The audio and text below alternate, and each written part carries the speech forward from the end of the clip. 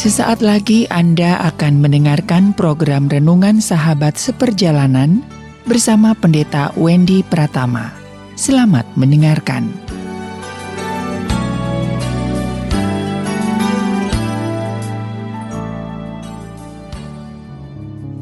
Selamat berjumpa kembali dalam layanan audio Sahabat Seperjalanan. Hari ini adalah hari Selasa 22 Desember 2020. Tema renungan dan saat teduh kita hari ini, Allah di pihak kita atau lebih dari pemenang. Allah di pihak kita atau lebih dari pemenang.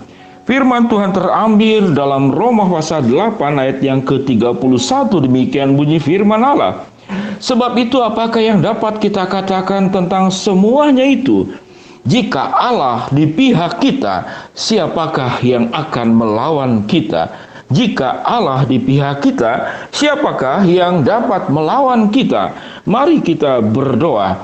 Bapa yang di dalam surga, terima kasih kami memiliki Allah yang luar biasa, Allah yang maha kuasa, Allah yang maha ada, Allah yang maha mampu, Allah yang maha kasih, dan Allah yang maha melindungi dan memelihara kami semua. Begitu lengkap Tuhan sediakan janji-janji pertolongan-Mu kepada hidup kami. Di dalam nama Tuhan Yesus kami berdoa. Amin. Lebih dari pemenang, Allah di pihak kita. Sahabat seperjalanan yang dikasihi Tuhan, boleh kita berpikir bagaimana peristiwa yang pernah terjadi dan kita alami, bahwa kita begitu disudutkan, disalahpahami, ditekan, dan bahkan boleh dikatakan harga diri pun sudah tidak ada lagi karena diperlakukan begitu rendah. Atau kemudian kita dihianati, dimanfaatkan, ditipu, dan kemudian dirugikan dalam kehidupan ini. Dan kemudian kita berteriak, tidak adil kehidupan ini, tidak adil kehidupan ini. Lalu kita menyalahkan Tuhan. Tuhan, di mana Engkau? Kalau Engkau adalah Allah yang adil, mengapa Engkau tidak bertindak? Mengapa Engkau tidak berbuat untuk menolong aku? Sahabat seperjalanan yang dikasihi Tuhan, firman Tuhan berkata dalam Roma 8 ayat yang ke-31, sebab itu apakah yang akan kita katakan tentang semuanya itu? Jika Allah di pihak kita, siapakah yang akan melawan kita? Sahabat seperjalanan yang dikasihi Tuhan, yang pertama mari kita belajar tentang waktu. Waktunya Tuhan di dalam mendidik setiap manusia, termasuk kita, siapapun juga. Allah punya waktu, Allah punya rencana, dan Allah punya cara. Biasanya waktu kita kemudian protes kepada Allah bahwa Allah itu kenapa tidak berbuat, karena kita memaksakan waktu kita, cara kita, dan juga segala macam yang ada di dalam pikiran kita. Kita tidak pernah memberikan ruang yang sebesar-besarnya kepada Allah untuk bertindak di dalam setiap tekanan-tekanan yang ada dalam kehidupan ini. Sahabat seperjalanan yang dikasihi Tuhan, apa yang kita akan pelajari di dalam kehidupan yang sulit ini? Mungkin dalam bisnis engkau dirugikan. Mungkin pada waktu engkau di dalam rumah tangga engkau adalah orang yang disalahpahami. Mungkin di dalam persahabatan engkau kemudian ditinggalkan oleh teman-temanmu, sementara engkau sudah memberikan segala apa yang terbaik untuk dirinya. Dan pada saat itu yang timbul di dalam hati dan pikiran sahabat seperjalanan adalah kecewa, rasa sakit, kepahitan, yang kemudian itu membekas, padahal peristiwanya mungkin sudah terjadi sekian lama di waktu dahulu.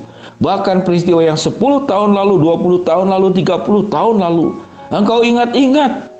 Dan itu membuat engkau kehilangan sukacita, membuat engkau kehilangan semangat, membuat engkau kehilangan energi, karena merasa diperlakukan tidak adil. Sahabat seperjalanan yang dikasihi Tuhan, berbicara tentang waktu Tuhan, bagaimana Tuhan itu menolong Yusuf. Yusuf kemudian pada akhirnya dipenjara, diperlakukan tidak adil di dalam satu jangka waktu yang cukup lama. Doa kita pada saat kita diperlakukan tidak adil, ditekan dan segala macam. Hari ini ditekan, kalau bisa besok ada pembelaan. Kalau bisa, hari ini ditekan, dalam waktu yang cepat kemudian pembelaan Allah itu terjadi.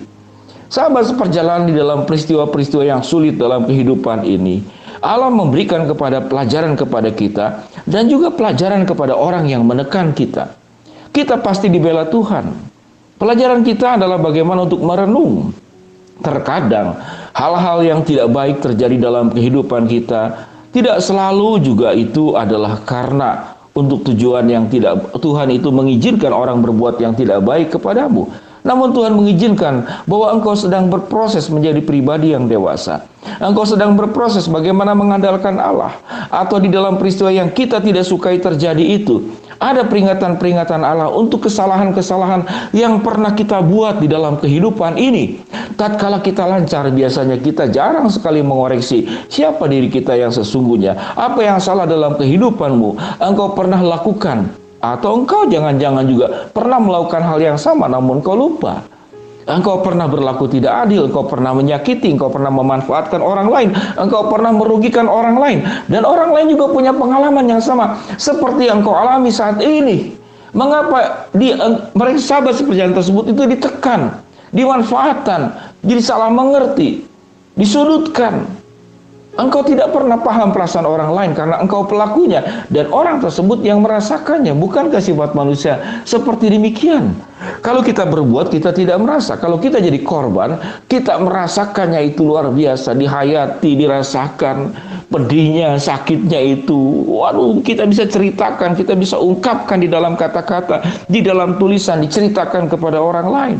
Jadi mungkin ada pelajaran yang sedang Tuhan berikan kepada kita sewaktu engkau diperlakukan tidak adil. Itu pelajaran yang pertama. Jadi tentang waktu Tuhan, sewaktu Allah memberikan jeda yang cukup panjang, itulah saatnya mungkin Tuhan sedang berbuat baik kepada dirimu untuk engkau mengoreksi diri.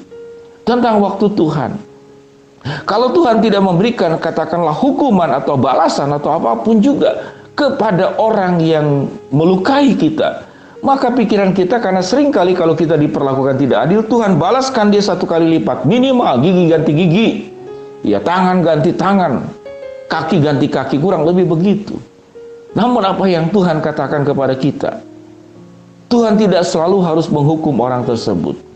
Tuhan punya cara yang paling utama orang tersebut itu kembali ke dalam jalan Tuhan, hidup bersama dengan Tuhan. Hukuman itu adalah bagian yang paling akhir di dalam konsep Allah, di dalam karakter Allah, di dalam sifat Allah, yaitu Allah yang mendisiplin dan Allah yang mengasihi. Namun sifat manusia adalah disiplin, pembalasan itu lebih utama, bahkan melupakan bagaimana untuk mengampuni, untuk mengasihi. Bahkan itu hal yang mustahil dalam kehidupan kita.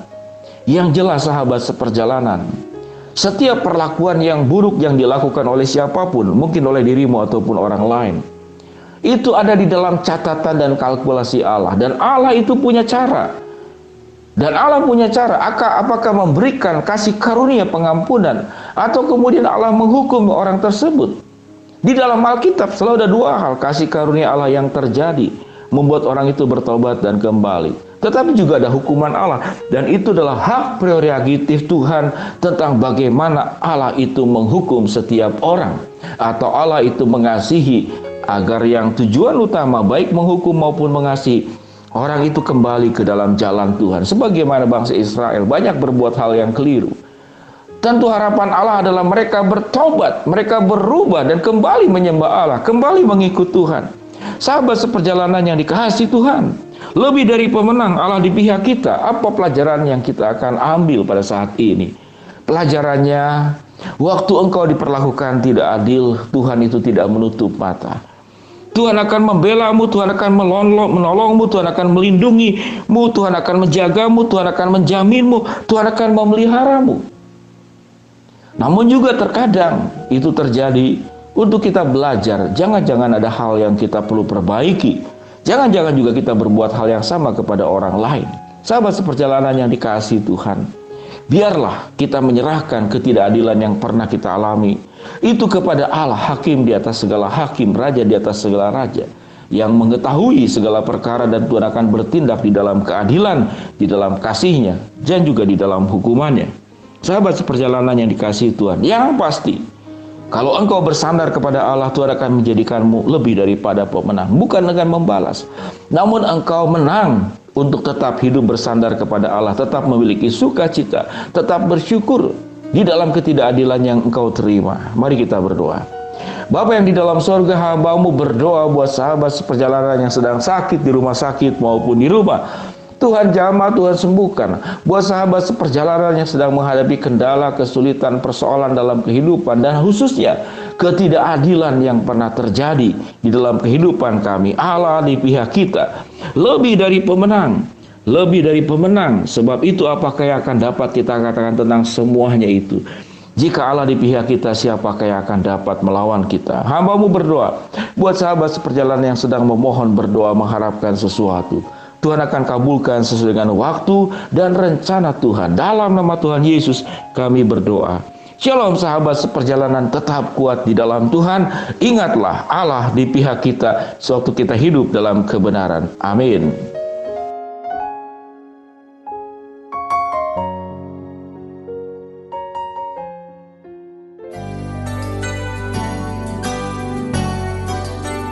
Anda baru saja mendengarkan program Renungan Sahabat Seperjalanan bersama Pendeta Wendy Pratama. Terima kasih atas perhatian Anda. Tuhan Yesus memberkati.